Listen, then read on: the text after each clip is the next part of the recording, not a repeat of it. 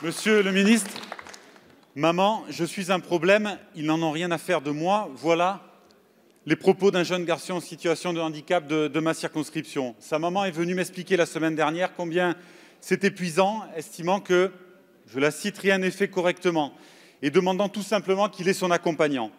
Ce témoignage est loin d'être isolé.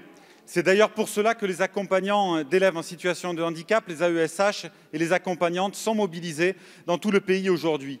Ils veulent la reconnaissance de leur métier, la reconnaissance tout simplement. On est vraiment en colère, explique une accompagnante, parce qu'il y en a assez des temps partiels imposés, des salaires qui flottent entre 700 et 800 €, bien en dessous du seuil de pauvreté, de la précarité, de l'obligation de se démultiplier, encore augmentée par les PIAL, ces pôles de gestion de la pénurie qui contournent le droit individuel. Cela débouche sur une ambition rabotée pour ces enfants qui, comme les autres, ont droit à toute l'école. Ce sont eux qui en souffrent avec leur famille, mais en réalité, toute la communauté éducative, enseignantes et enseignants compris. C'est vrai, les mobilisations répétées vous ont conduit à prendre quelques mesures, mais qui demeurent largement insuffisantes. Les AESH demandent à exercer leur mission dans des conditions dignes et respectueuses des enfants. Les AESH demandent un véritable statut dans la fonction publique, avec des formations qualifiantes, de vrais salaires, des recrutements en nombre suffisant. Les AESH sont incontournables pour progresser vers une inclusion plus ambitieuse, pour une école qui s'adapte et accompagne chaque élève vers son meilleur développement, vers son meilleur épanouissement. Ce serait le signe fort d'une société solidaire, d'une République mobilisée pour l'égalité. Monsieur le ministre, j'ai dit à cette maman que j'allais continuer à me battre à ses côtés. Et vous, qu'allez-vous répondre à ce jeune garçon? Qu'allez-vous répondre à ces femmes et parfois ces hommes dont la colère digne cherche à se faire entendre?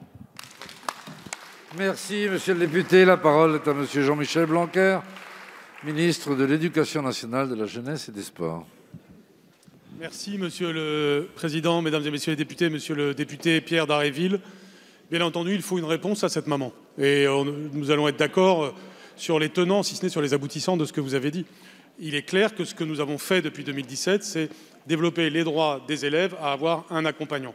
C'est pourquoi, comme je le disais tout à l'heure, il y en avait 70 000 il y a 4 ans et il y en a 125 000 cette année. Dans le même temps, on a scolarisé 100 000 enfants de plus, ce qui est considérable, et nous avons eu un beaucoup plus grand taux de satisfaction des familles. Est-ce qu'il reste encore des exceptions? C'est vrai, c'est probablement le cas de la famille que vous citez.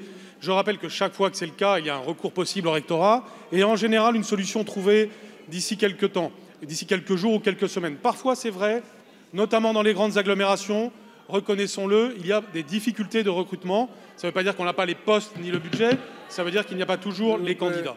Vous me répondrez, mais c'est parce qu'il faut rendre le métier plus attractif. Eh bien, c'est vrai, et c'est ce que nous avons fait. Encore une fois, c'était des contrats aidés. Nous parlons maintenant de CDD ou de CDI. Nous parlons même maintenant de carrière. Il y a une grille indiciaire qui a été créée. Est-ce que cela est satisfaisant complètement? Non, bien sûr, des progrès sont à faire. Mais regardez ce qui a été fait. 60% d'augmentation budgétaire en 4 ans. Je ne connais pas un seul autre budget qui a augmenté autant. Alors oui, bien sûr, on peut citer des cas difficiles, des cas qui n'ont pas eu de solution. Mais ce qui est vrai, c'est qu'il y a eu énormément de progrès accomplis et surtout l'écoute des familles est là. La maman dont vous parlez, elle peut téléphoner à la commission départementale et je m'engage à ce qu'elle ait une solution prochainement parce que nous nous sommes organisés pour que ce soit possible. Donc oui, il y a du progrès. Ne jouons pas sur les difficultés, mais continuons à progresser. Je vous remercie.